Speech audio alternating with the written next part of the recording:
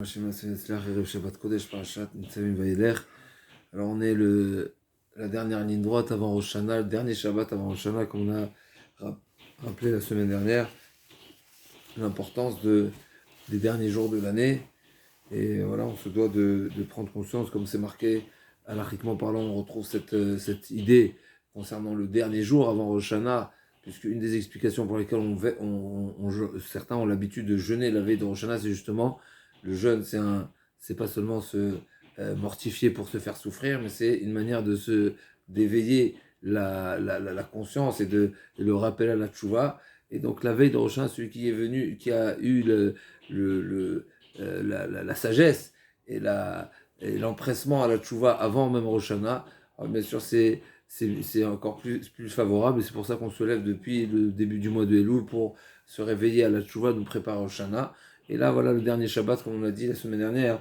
Le Shabbat, c'est une mitzvah qui a le poids, qui est comparé à toutes les mitzvahs, à toute la Torah. C'est marqué tout celui qui observe le Shabbat, alors que je vois il considère comme si qu'il reconnaît, qu'il accepte toute la Torah.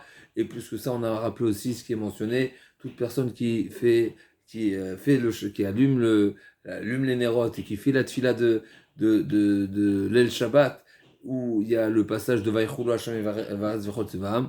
Alors, Shnei Malachim Amelavim et Adam, les deux anges qui, habituellement, n'est-ce pas comme c'est marqué dans le passage, qui Malacha Vitzavelach et Shmocha Bechot Arecha, il y a deux anges qui accompagnent la personne, qui le protègent.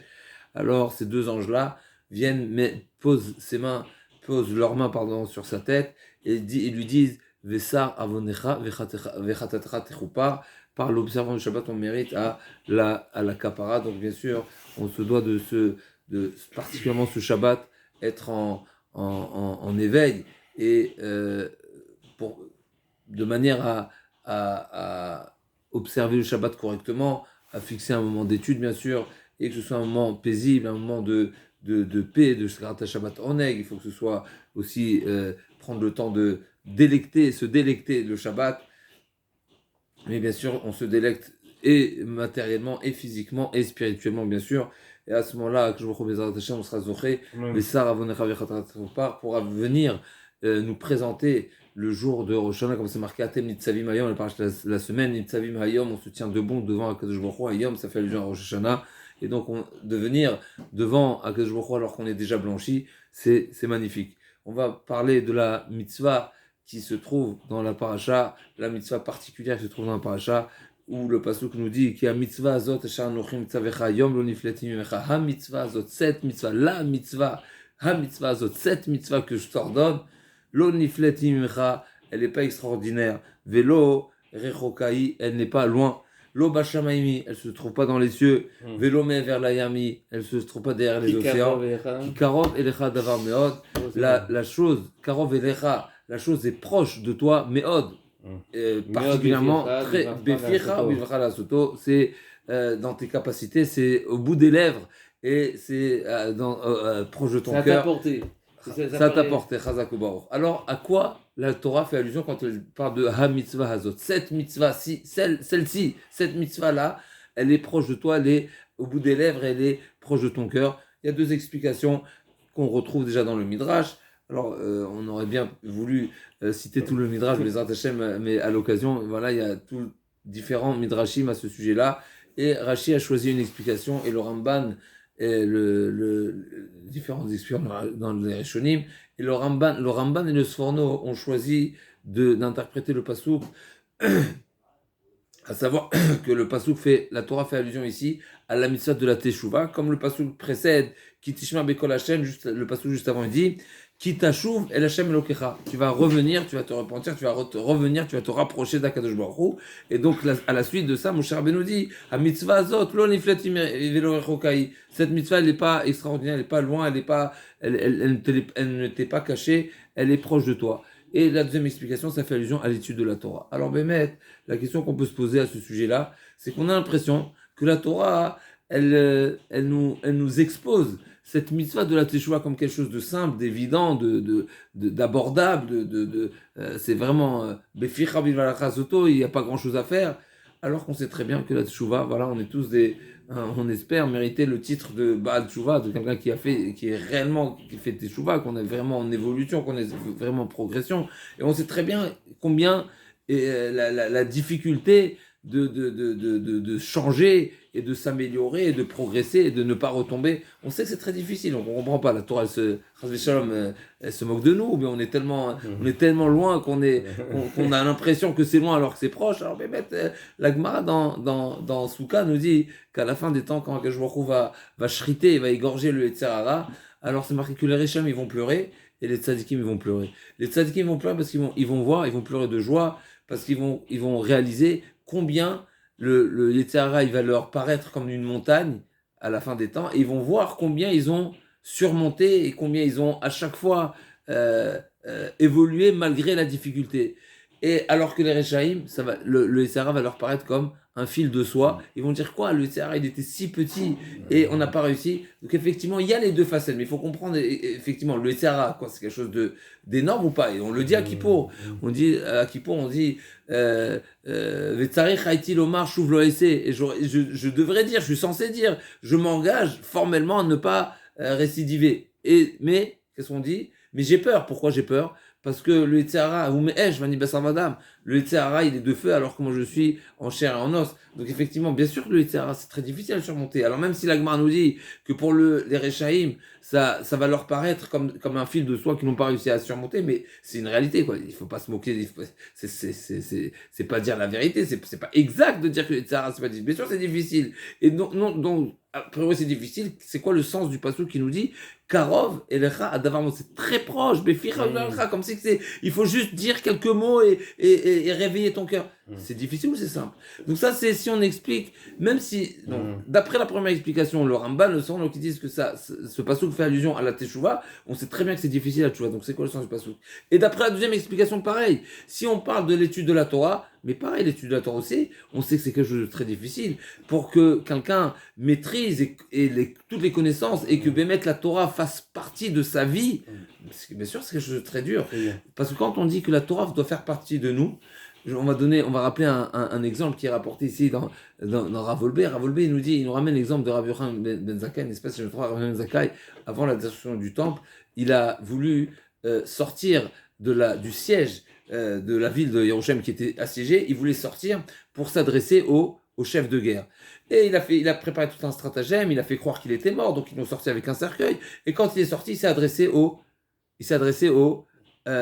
chef de guerre et il lui a dit bonjour, Caspasiano, si je ne me trompe pas. Et il lui a dit bonjour, mon roi. Shalom Aleichem Malka. Il lui dit Malka, je ne suis pas roi, moi je suis seulement chef de guerre. Il lui dit non, je sais pas ce que tu dis. Moi je suis certain que tu es un roi. Pourquoi? Parce que c'est marqué que le Levanon, le Beth Amikdash qui est appelé Levanon, Beadir Ipol, il va être soumis, il va être combattu, il va être détruit par un roi. Donc forcément tu es un roi. Et il lui dit mais non, je suis pas roi. Et juste après, il y a un messager qui est venu lui dire, tu sais, le roi il est mort et ils ont voté pour que tu le succèdes. Et là il lui a dit mais je comprends pas, c'est quelque chose d'extraordinaire. Rabbi Yochanan ben Zakkai, ça s'appelle quoi vivre la Torah? Et pour simplifier, ça s'appelle quoi vivre la Torah? Ce qu'il voit en face de lui, c'est le midrash de Chachamim. Qu'est-ce que Chachamim ont dit? Chachamim ont dit que le Beth Amikdash tombe entre les mains d'un roi, forcément t'es roi. Oui, mais ça veut dire, il n'a pas besoin. C'est peut-être ce qu'on dit Chacham Adif Minavi. J'ai pas besoin de connaître la réalité. La réalité, c'est pas les faits, c'est pas l'histoire qui va me dire ah, tu sais, j'ai trouvé que c'est marqué dans la Torah. Non, c'est l'inverse. Si la Torah dit que c'est comme ça que ça doit se passer, eh ben c'est ça la réalité. Ah, a priori, la réalité ne me fait pas dire ça. C'est comme ça qu'on vit la Torah. De vivre la Torah d'une manière pareille, c'est quelqu'un qui est plongé dans la Torah, Yomam Valaïla, comme Abraham Ben Zakkai, encore une fois, qui sont ces grands Tanaïm là, où on voit, il a fait des takanot, Zechar Mikdash, etc. Mais c'est des anges. Mais on n'est pas là-bas. Et si c'est pour ressembler à des gens pareils, à des tzadikim, des malachim pareils, que la Torah nous dit qu'Ikarov Elecha Davar Meod, mais on a l'impression que c'est une blague, Chas v'Shalom, puisqu'on savons très bien que la Mishnah nous dit Kachidar Kachel Torah, pas de Bamelar Tochal, pour arriver à ce qu'ils sont arrivés. Mais il faut avoir une vie qui est complètement consacré à la Torah. Il faut s'écarter totalement des plaisirs et il faut être capable même de dormir par terre et de manger du pain, et de se suffire de manger du pain et de boire de l'eau. Pas de bamelach tochal, moi bamesorat tishte, va la restichan. Mais pour arriver à ces niveaux-là, c'est ça ce qu'il faut faire. Et là, tu me dis, mais donc, c'est quoi le sens de cet enseignement de la Torah? Encore une fois, c'est explicite. On ne peut pas dire que la Torah ici se moque de nous, chas v'shalom, mais comprendre quel est le message. Alors, on va dire vraiment deux petites idées. La première idée du Sichot Moussar qui nous dit, en réalité, effectivement, la tchouva, c'est très dur. La tchouva, c'est très dur. Qu'est-ce qui est dur? C'est ce qu'il faut savoir. C'est cibler le point qui est dur, le point qui nous paraît dur, plus exactement. Et pareil pour l'étude de la Torah. L'étude de la Torah, si quelqu'un vient rentre au Beth Midrash et entend des Kollelman qui sont plongés dans leur étude, si on va rentrer aujourd'hui chez les Kollelman, on va rien comprendre ce qu'ils disent. Ce soit bien clair. Et donc on risquerait de dire quoi? Mais ils parlent une autre langue. Effectivement, ils parlent une autre langue. Et si tu te poses la question, ok, et comment je vais faire pour comprendre leur langue? Mais il n'y a pas le choix. Effectivement, c'est très dur. C'est impossible. Mais là, il peut avoir deux caractères. Il y a la personne qui va se dire, Chazak, quel est celui qui a fait Riyush? Et on sait que Riyush, c'est Assour, Riyush et Midat, n'est-ce pas, c'est Assour. Riyush. On était en train de dire que la paracha nous dit le pasuk qui est bien connu, et d'après le Midrash, ce pasuk-là fait allusion ou bien à la Teshuvah, ou bien à l'étude de la Torah. Et autant si c'est l'étude de la Torah, autant si c'est la Teshuvah, pour nous ça nous paraît un monde. On était en train de dire, si on rentre maintenant dans la pièce des Kollelman, on les entend étudier, on va comprendre des choses? Pas forcément. On va être HS. On va même pas savoir en quelle langue ils parlent. Pourquoi? On n'est pas dans le coup. On n'est pas dans le coup. Donc il y a deux réactions. Il y a celui qui va dire, je suis pas dans le coup, ciao, c'est pas pour moi. C'est ce qui s'appelle Yehush, qui est assourd. C'est assourd. Ce qui fait, tout simplement, c'est être à côté de la réussite. C'est se dire, c'est pas pour moi, c'est trop, j'arriverai jamais, c'est énorme, c'est difficile, c'est contraignant, etc. Celui qui a, effectivement, pour lui, il est complètement HS. C'est pas pour nous, ça. Le Midrash nous dit, c'est pas, le Midrash nous dit. Vous savez, c'est quoi la vraie vision d'un juif? C'est tout simplement comme, alors le Midrash ne rapporte pas à cet endroit-là la femme de Rabbi Akiva, mais c'est Rabbi Akiva aussi a dit ça. Mais qu'est-ce que sa femme lui a dit? Tu sais quoi? Goutte à goutte. L'eau a les capacités, une goutte d'eau a la capacité de creuser la roche. Pas une goutte, mais une goutte, plus une goutte, ça finit par creuser. Même à 40 ans, et c'est quelque chose d'extraordinaire, on ne sait pas ce que ça veut dire.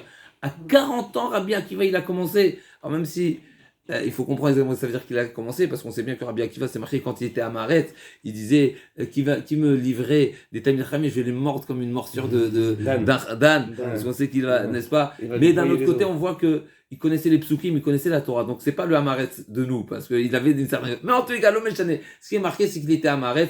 On ne sait pas ce que ça veut dire, mais ce qui est certain, c'est qu'il a commencé à étudier à 40 ans. Et on sait qu'il commençait à étudier quand on est avancé dans l'âge. Il faut pas se mentir, c'est mal barré. C'est mal barré, la Gemara dit, et d'ailleurs, c'est une Mishnah explicite. La Mishnah, Elisha Ben Avuya nous dit, tu sais à quoi ça ressemble un enseignement, quand tu enseignes à un enfant qui apprend à quoi il ressemble, Niar Chalak. C'est comme si on venait comparer dessiner ou écrire sur un parchemin tout neuf. Un parchemin tout neuf, quand tu vas écrire pour la première fois dessus, tu seras capable de former des belles lettres, de former un beau dessin, un beau schéma, tout ce que tu veux. Pourquoi? Parce que le support, il est neuf, il est frais, il n'a pas subi de rature ou autre chose. Par contre, les Madomé va l'omed zaken les Madomé, et celui qui étudie la Torah, qui se met dans l'étude de la Torah, alors qu'il est déjà avancé dans l'âge, c'est comparé à une écriture qui est sur un Nia Mahou, qui a déjà été effacée. Ça sera pas beau, l'encre ne va pas s'imprégner d'une belle manière, des fois après ça va s'étendre, des fois ça sera pas frais. Donc il faut pas se mentir, la réalité est que de commencer à étudier tard, de commencer à rentrer dans la Torah tard, c'est pas facile. Mais Rabbi Akiva l'a fait. Et Rabbi Akiva l'a fait encore une fois, pas que Rabbi Akiva, mais quand on parle de Rabbi Akiva, pour nous Rabbi Akiva, ce qu'il faut savoir, c'est que c'est le symbole et c'est celui à qui on doit toute la Torah orale. À tel point que même Moshe Rabbeinu l'a dit, pourquoi c'est moi qui vais transmettre la Torah? C'est Rabbi Akiva qui doit le faire. On sait que Rabbi Akiva, n'est-ce pas, c'est le Rav de Rabbi Meir, de Rabbi Shimon ben Yochai, de Rabbi Yehuda. tout ce qu'on voit de la Torah orale, c'est grâce à Rabbi Akiva. Il a commencé à 40 ans. Est-ce qu'on a une excuse? Et c'est quoi la réponse? Le Midrash nous dit, comme la femme de Rabbi Akiva, mais le Midrash nous dit, c'est quoi l'approche juive et l'approche d'un homme chacham, c'est que de se dire, mais ces grands, Kolelman, j'ai dit tout à l'heure, ces grands chachamim, ils sont pas venus chacham en un jour. Ils ont posé tous les jours une pierre, et il y a de la constance, et il y a de l'évolution, et ils sont arrivés à ce qu'ils sont arrivés. Moi aussi, je suis loin, mais je vais faire aujourd'hui un petit peu, aujourd'hui encore. On va commencer par le Chumash, par la Mishnah, par la Gemara, la Halacha, la Haggadah, etc. D'ailleurs, c'est intéressant que la Gemara nous met la Haggadah après la Gemara, après la Halacha, c'est quelque chose d'extraordinaire. Ça veut dire que la Haggadah, quand on parle de la Haggadah, on a l'impression, ouais, c'est des histoires, c'est facile. Laisse tomber, ça vient en dernière position. Je vous dis, c'est le Midrash dans les mots. Bien je vous le lirai tout à l'heure. Le Midrash dit, il met la Haggadah après. Parce que la Haggadah, c'est vrai, c'est facile à lire. C'est facile peut-être des fois c'est agréable à entendre. Mais pour comprendre le fond du fond, il faut avoir beaucoup de bagages pour comprendre le fond. Et d'ailleurs, dans les films, c'est marqué dans le Gaon et d'autres, mais Farshim disent que dans la Haggadah, il y a tous les sodotes. C'est tous les secrets. C'est quand on nous raconte des histoires dans le chasse, on ne vient pas de raconter des histoires, c'est pas un passe-temps, n'est-ce pas, le chasse, donc c'est quelque chose de très profond. Donc en réalité, effectivement, l'étude de la Torah, pour mériter et devenir un grand Talmid Chacham, il faut combattre, il faut de l'investissement, il faut de l'assiduité, il faut beaucoup d'éléments pour réussir. C'est certain. Mais ce qui est certain aussi, c'est que de se dire, c'est grand pour moi, j'arriverai pas, c'est l'erreur à ne pas faire. Et c'est justement ce que la Torah nous dit. C'est-à-dire, si tu vois le produit fini, mais bien sûr, tu vas voir quelque chose qui est insurmontable. Comme les Rechaim, comme la Gemara dans Souka qui nous dit, les Rechaim, ils vont voir le Yetzirah comme quelque chose d'énorme. Non, au contraire, les tzadikim, les Rechaim, au contraire, ils vont voir quelque chose de tout petit, parce qu'effectivement, celui qui a surmonté, bien sûr, il arrive à quelque chose d'énorme. Mais en réalité, le premier pas, c'était quoi? Un fil de soie. Le rachat, il va voir le Yetzirah comme un fil de soie. Il va se dire, je suis Hmar, j'ai pas franchi ce petit pas. En réalité, la seule manière d'avancer, c'est de commencer. C'est de faire le premier pas. Et, bien sûr, encore une fois, une assiduité avec un sérieux. Le deuxième, pour la Teshuvah, c'est pareil. La Teshuvah, changer d'habitude, c'est très dur. Et comme il nous dit, le Rav, le Sichon Moussa, il nous dit, ce qui est difficile dans la Teshuvah, c'est pas le deuxième pas, c'est le premier pas. Et le premier pas, c'est quoi? C'est changer et casser l'habitude, casser la routine, casser cette insensibilité qui s'est développée parce qu'on s'est habitué à autre chose. C'est ça, ça crée une clipa, et pas une petite clipa, une grosse carapace qui malheureusement nous fait paraître que la chose est difficile. N'est-ce pas? Et ça, il donne un exemple. Il dit malheureusement, quand on rentre dans un tourbillon de quelque chose qui pourrait nous endormir, malheureusement, même les grands, comme les Shvatim, eh ben, ils ont été pris à leur niveau, au piège de ce qui s'est passé lors de l'enterrement de Yaakov. C'est marqué lors de l'enterrement de Yaakov qui s'est passé. Et Sam, il est venu, il a dit, c'est moi le Bechor, c'est moi le premier-né, c'est moi qui suis enterré ici, c'est ma place. Qu'est-ce que vous venez ici? Qu'est-ce qu'ils ont dit? Mais t'as vendu ton droit d'aînesse, t'es plus Bechor. Et en plus de ça, c'est pas seulement le droit d'aînesse. Yaakov Avinu, il s'est pas contenté d'avoir acheté le droit d'aînesse, il a acheté aussi, il a payé pour cette place-là. Bah, ouais. Comme c'est marqué, Yaakov Avinu, quand il demande à Yosef Aziz de l'enterrer, il lui dit, tu m'enterreras à Marat Marpella, Bamehara, Asher Karitili. Karitili, le Midrash dit, c'est quoi Karitili? Littéralement, c'est que j'ai creusé. J'ai fait un. Okirre Ishbor, c'est marqué dans la Torah, quand on creuse un bord, c'est creuser. Karitili, creuser, n'est-ce pas? Il y a un autre pshat, c'est-à-dire au deuxième. C'est lui qui a creusé son... Comment il a creusé? Il n'a pas creusé comme ça. Il a creusé comme ça. C'est Milachon Keri. Keri, c'est pas avec Kouf, avec Raf. C'est Milachon un tas. C'est qu'il a donné un tas d'or et d'argent à Esav pour acheter sa place au Marat Marpella. Et ça, c'est caché dans le texte. Bien sûr, donc il a dit. Il y a plusieurs significations. C'est toujours avec Kariti, c'est avec Raf. Raf Reshou. Donc c'est ou bien creuser, ou bien un tas. N'est-ce pas? Keri, c'est un tas. Et donc il a donné un tas de richesses, un tas de biens pour racheter cette part. Et donc Esav, il connaît très bien la réalité. Il sait très bien que son frère, il lui a acheté la part. Il dit, ah bon, vous avez des documents? Amenez la preuve, vous avez une preuve à l'appui? Il dit, oui, on l'a. Mais ça se trouve en Égypte. Là, on est en Eretz Israël, puisqu'on était tous en Égypte. Donc on a tous déménagé, tous les documents là-bas. Donc ils disent, qu'est-ce qui va aller courir maintenant jusqu'en Égypte pour amener le document? Ils ont dit Naphtali. Naphtali à Shiloh, il est comparé à la gazelle. Et donc il va aller rapidement. Il y aura un petit retard, mais on n'a pas le choix. Et là, à ce moment-là, qu'est-ce qui se passe? Chushim Ben Dan. Le Chushim, c'est le fils de Dan, il était malentendant. Sourd, malentendant. L'homme il dit je vois qu'il y a ici, il y a l'agitation. Maïhaï, qu'est pas ça? Qu'est pas ça? Ils ont fait comprendre l'histoire. Il dit mais ça va pas. Yaakov Avinu, notre grand-père, il est en train d'attendre et vous discutez. Il est parti à décapiter ça. Ah, c'est l'histoire. D'accord? La tête est tombée. Elle a roulé. C'est ça l'histoire. Mais la question qui se pose, quelle est la différence entre le comportement des Shvatim? Là, c'est le neveu. C'est pas les Shvatim, c'est le fils de Dan. Le fils de Dan qui était malentendant, il a réagi direct, action directe. Et les autres, malheureusement, encore une fois, les Shvatim, on ne sait pas c'est qui les Shvatim. On ne peut pas parler sur les Shvatim parce qu'on ne sait pas. Mais ce qui est certain, c'est que les Shvatim, ce n'est pas des petits hommes. Et malgré tout, ils sont rentrés dans la discussion avec Esav, et ben ils se sont oubliés. Ils ont oublié quelque chose, ils ont oublié qu'il y avait quelque chose, une manière différente de percevoir la situation.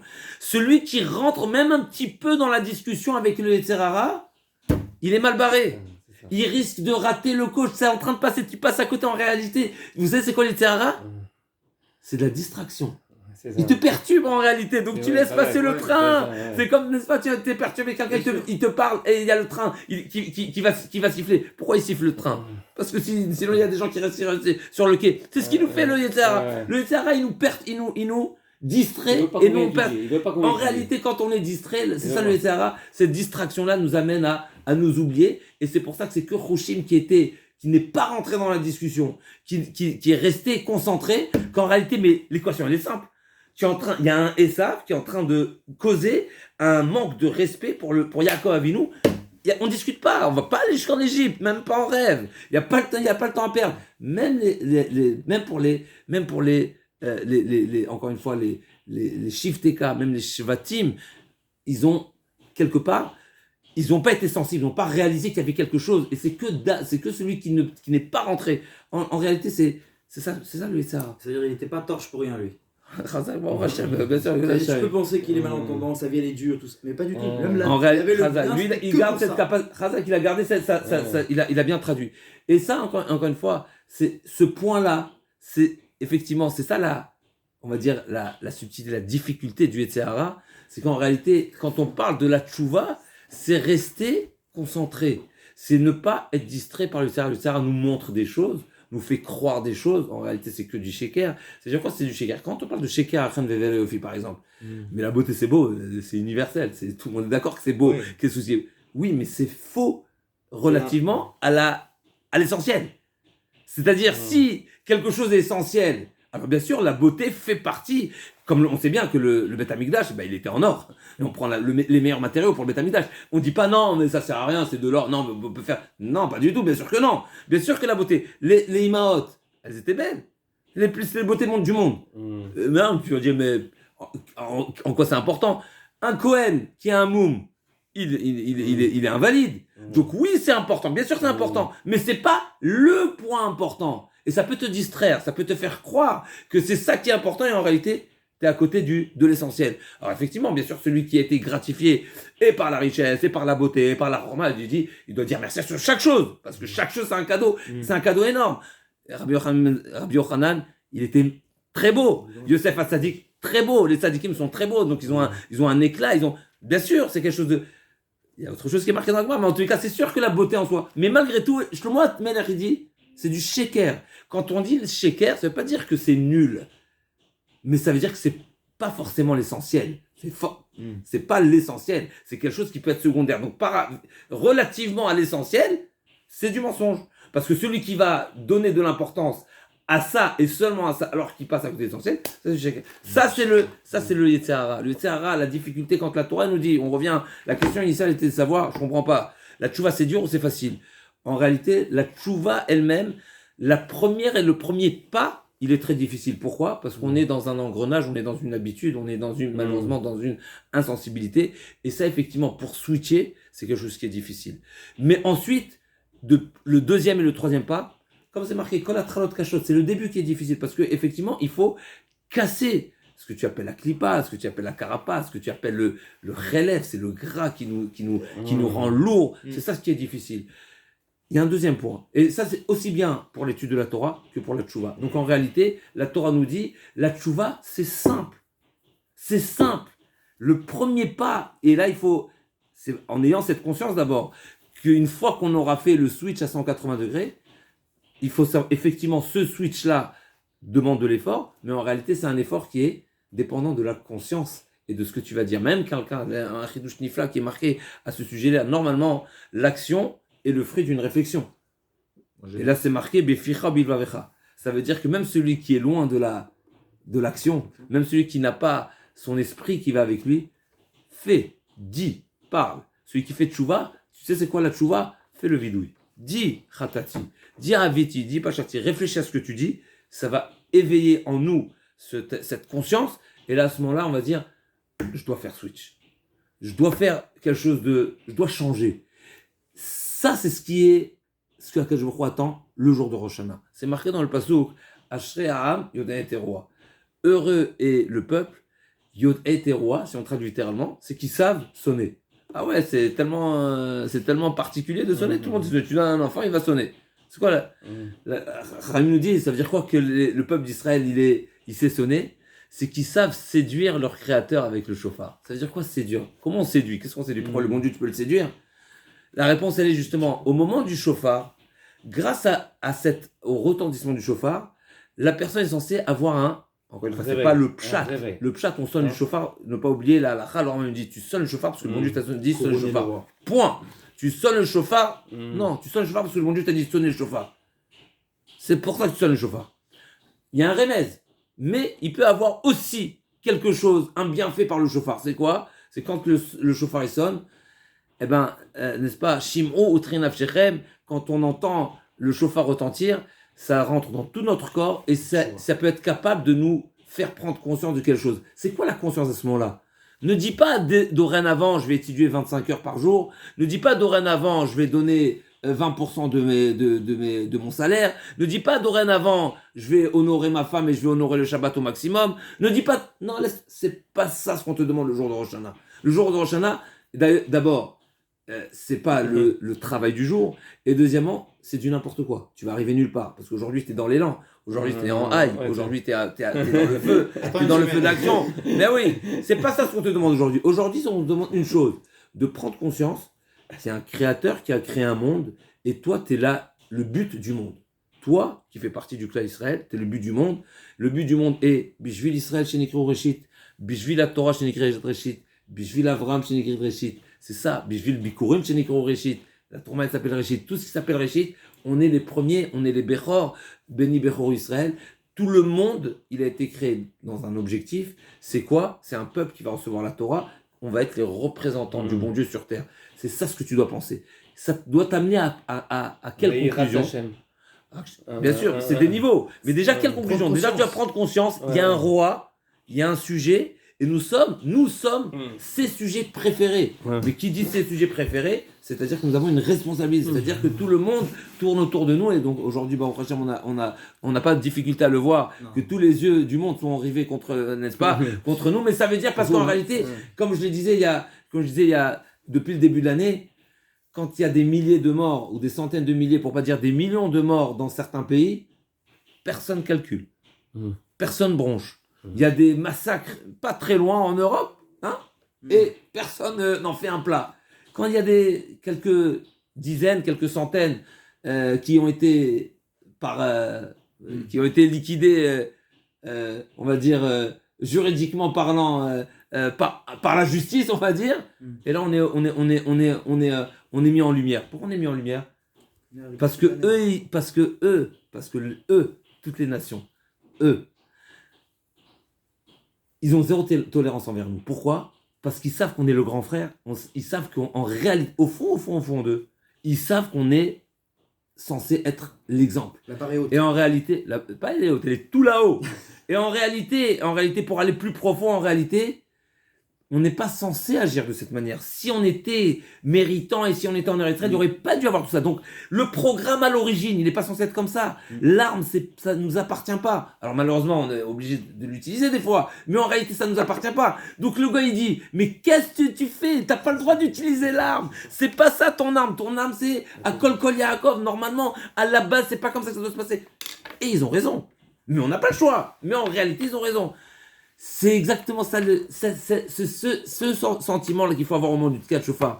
Prendre conscience que j'ai été choisi par le bon Dieu, bien sûr par le mérite d'avoir Mitzvah Yaakov, et Amen. j'ai un devoir sur terre. Si j'ai un devoir sur terre, constamment, à chaque instant de ma vie, je dois me dire qu'est-ce que le bon Dieu veut de moi aujourd'hui, à ce moment-là, à cet endroit-là, dans ce contexte-là. C'est ça en réalité le devoir d'un Ben Israël. Et ça, Bémet, effectivement, ça c'est au moment de Tkat Shofar, c'est ça ce réveil. Ma'ata, mi'ata, qu'est-ce que tu dois faire? Il y a un bon Dieu ici qui attend de toi et tu as été missionné, tu es mandaté, on attend de toi quelque chose.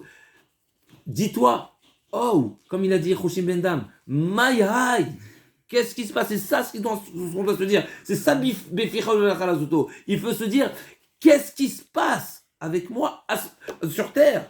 Qu'est-ce que je deviens? Qu'est-ce que je fais? C'est quoi c'est quoi? Je suis venu ici pour faire quoi? Ça, c'est proche de ta bouche. C'est dur, mais c'est facile. C'est-à-dire qu'en réalité, il faut faire il faut passer un état de choc pour dire, je dois prendre une nouvelle direction. Il y a une deuxième précision, une deuxième chidouche que je partage avec vous, qui est un chidouche magnifique du Rav Wolbe. Le Rav Wolbe nous rappelle une Gemara qui nous dit, avant de rappeler la Gemara, le Rav Wolbe il dit souvent, quand on pose la question à quelqu'un, comment ça va? Comment ça va la parnassa? Comment ça va la santé? Comment ça va ton étude? Comment ça va l'éducation? Comment ça va Shalom Bayit? Qu'est-ce qu'on répond? Ouais, il faut Hachem Yazor, il faut que le bon Dieu nous aide, il faut Siyata Dishmaya, on a besoin d'être aidé par le bon Dieu.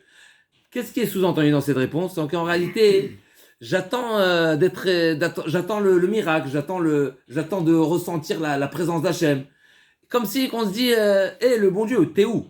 C'est ce que ça veut dire en réalité, n'est-ce pas? On est en train de dire. Shalom. Mais c'est pas vrai, faux. mais on le dit, mais on le pense, on le pense. C'est pas mauvais. J'ai pas dit que c'est mauvais. Non. Mais il nous dit le Rav, c'est une mauvaise approche. Parce que, au fond, dans le subconscient, qu'est-ce qu'on C'est bien pense? ce que je pensais. Non, j'ai pas dit que c'est mauvais. Au contraire, celui qui dit j'attends le bon Dieu, Ouais. c'est qu'il sait que c'est que le bon Dieu qui peut le sauver. Ouais. Alors c'est pas faux, au contraire, c'est bien. On sait que c'est le bon Dieu qui est Kol Yachol, mais en réalité c'est pas exact. Chazak, faiblesse. Mais Chazak, pourquoi? Elle est où l'erreur? Parce qu'en réalité on croit qu'on n'est pas capable, on dit bon Dieu vas-y sauve-moi, sors-moi de là. Vas-y toi, la Chazak. Et là la réponse elle est en réalité, c'est quoi l'erreur? C'est qu'en réalité tout dépend de l'homme. Et juste pour donner un exemple, il va nous citer une Gemara qui nous dit Kol haone amen yeshmera bechol kocho potrim lo sha'arei Gan Eden. Sha'arei Gan Eden, c'est quoi Sha'arei Gan Eden? T'as dit amen yeshmera ba, on t'ouvre les portes du Gan Eden, comme on l'a dit tout à l'heure. Pitro li petar ki chudo shel machat va niftar lachem pitro ki petar shel ulam. C'est quoi petar shel ulam? On a rappelé. Vous savez c'est quoi la taille des portes du ulam du Bet Hamikdash? Le ulam du Bet Hamikdash, il faisait 40 amot, ça veut dire 20 mètres de haut. C'est presque 10 étages sur 20 amot de large, sur 10 mètres de large. On te demande l'épaisseur de la pointe de l'aiguille et le bon Dieu dit regarde et encore ça c'est si on dit que le oulam ça fait allusion et ça fait référence au oulam du Bet Hamikdash. Mais il y a un autre midrash qui dit